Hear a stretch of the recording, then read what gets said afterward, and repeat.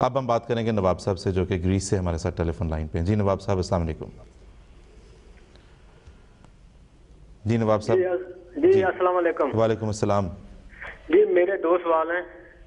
پہلا سوال ہے جی، آپ نے کہا تھا کہ ہر کلمہ پڑھنے والا مسلمان ہوتا ہے، اگر کوئی اسے کافر کہتا ہے تو وہ خود کافر ہوتا ہے۔ جی تو مجھے بتائیں کہ کربلا میں جو نواسہ رسول کو شہید کرنے والے تھے جی وہ بھی تو مسلمان تھے، وہ بھی تو نماز پڑھنے والے تھے۔ ٹھیک ہے۔ ایک تو یہ ہے۔ دوسرا سوال یہ، آپ نے کہا ہے کہ حضرت عیسیٰ علیہ السلام کشمیر میں آئے تھے تو ان کی قبر بھی وہیں ہے، تو میں کہتا ہوں کہ تاریخ گواہ ہے کسی میں، یعنی آج دن تک کوئی برِ صغیر پاک و ہند میں کوئی نبی کوئی رسول نہیں آیا۔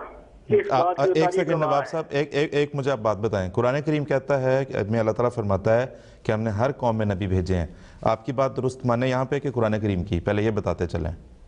جی آپ کی بات کو لیکن مجھے بتائیں نا کوئی ایسا عالم یا کوئی ایسا شواہد جس سے یہ ظاہر ہو کہ واقعی قبر ہے ان کی ادھر۔ آپ پہلے جو آپ نے بات کی ہے، آپ پہلے اس کا مجھے جواب دیں کہ ہم آپ کی بات کو درست تسلیم کریں یا قرآن کریم کی بات کو درست تسلیم کریں، جو جہاں پہ اللہ تعالیٰ واضح طور پہ فرما رہا ہے ہم نے ہر قوم میں جو ہے وہ ایک نذیر بھیجا، نبی بھیجا۔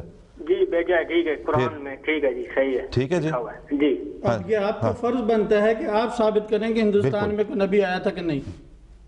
کیوں جی؟ آپ مسلمان ہیں نا؟ کوئی ثابت ہوئے نہیں آج دن تک۔ او بھائی میرے پھر نواب صاحب ایک سیکنڈ میری بات سنیں، ایک میری گزارش سن لیں نواب صاحب، آپ ضرور اس کا جواب آپ کو ملے گا۔ آپ انٹرنیٹ پہ جا سکتے ہیں؟ ایکسس ہے آپ کو انٹرنیٹ پہ؟ جی جاؤں گا، ضرور جاؤں گا انشاءاللہ۔ ٹھیک ہے جی۔ آپ ہمارے راہ ہدا آرکائیوز 1 کا پیج آپ نے چیک کیا ہے کہ نہیں کیا ابھی تک؟ نہیں وہ نہیں چیک کیا۔ آپ ایک سیکنڈ ہولڈ کریں، آپ کو ابھی ہم دکھاتے ہیں کہ آپ وہاں پہ کیسے، آپ سے ابھی بات کروں گا یہ دکھانے کے بعد، ٹھیک ہے جی؟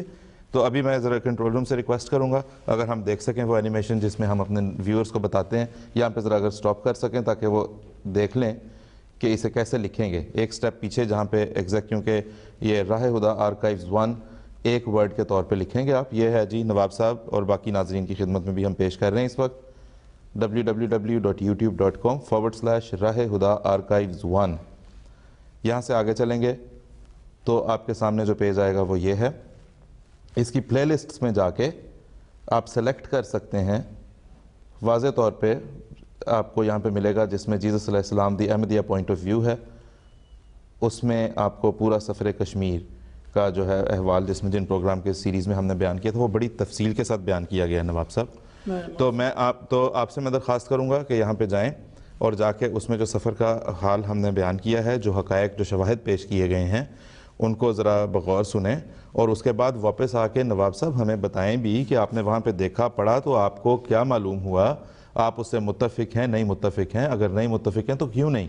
کیونکہ مجھے بعض اوقات ہم آپ کو ہمیشہ خوش آمدید کہتے ہیں اپنے پروگرام میں، آئندہ بھی کہتے رہیں گے، لیکن ایک مجلس کے جو آداب ہیں وہ تو بہرحال ہمیں آپ کے ساتھ اور آپ کو ہمارے ساتھ روا رکھنے چاہیے نا، کیونکہ ایسے کالرز جنہوں نے ایک لسٹ رکھی ہوئی ہے اعتراضات کی، ان سے ہم درخواست کریں گے کہ ایک اعتراض پہ جب بات ہو جائے تو اس پروگرام میں نہیں تو اگلے پروگرام میں آ کے بتائیں تو صحیح کہ آپ نے اس سے مزید جو آپ کو معلومات دی گئیں اس معلومات سے آپ کو کیا فائدہ ہوا، کچھ فائدہ ہوا بھی کہ نہیں، آپ نے کہاں جا کے مزید کوئی سورسز دیکھے، آپ نے مزید مطالعہ کرنے کی کوشش کی، کچھ سمجھ میں آیا، بات آپ کی سمجھ میں آئی نہیں آئی، تو یہ تو پھر تب انٹریکٹیو ہو سکتا ہے۔ اگر آپ نے جو ہے وہ کوسچن نمبر 1 نمبر 2 نمبر 3 رکھے ہوئے ہیں، انہی کو ایک تسلسل میں پوچھتے جانا آپ نے، تو وہ ایک علیحدہ بات ہے۔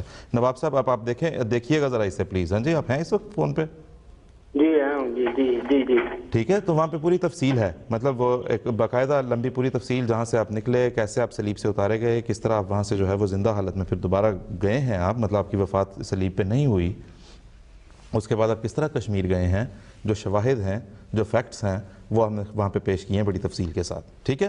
وہاں پہ دیکھنے کے بعد بھی جو ہے وہ اگر نہ ہو، کچھ سمجھ میں نہ آ رہی ہو بات، تو ضرور اگلے پروگرام میں رابطہ کر لیں ہم سے، اگر آج ابھی جا کے دیکھ سکتے ہیں، ویسے وہ ڈیٹیلڈ ہے، آج تو پروگرام کا وقت اب ختم ہونے والا ہے، لیکن ہم آپ سے درخواست کریں گے کہ ضرور واپس آ کے اس پہ ہمیں بتائیں بھی۔ میں ان کو چھوٹی سی ٹپ دے دیتا ہوں جی تاکہ ان کے لیے آسانی ہو۔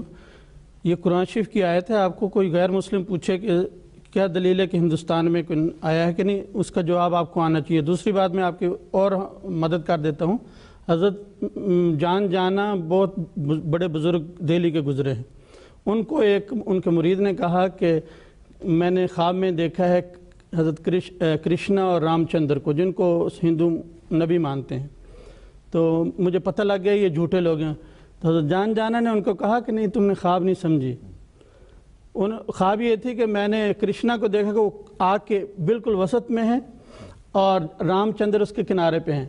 تو انہوں نے کہا کہ آگ جو خواب میں ہوتی ہے اس سے مراد اللہ تعالیٰ کی محبت ہوتی ہے. اور اس میں بتایا گیا ہے کہ کرشن جو تھے رام چندر سے بڑا درجہ رکھتے تھے کیونکہ وہ آگ کے درمیان میں ہیں اور رام چندر کنارے پہ ہیں. اس سے مراد یہ ہے کہ ان سے کم درجہ رکھتے ہیں. اور حضرت مرزا جان جانا نے ان کو ہندوستان میں مبعوث ہونے والے ان نبیوں میں سے قرار دیا ہے جن کی طرف قرآن شریف نے اشارہ کیا ہے. بالکل ٹھیک.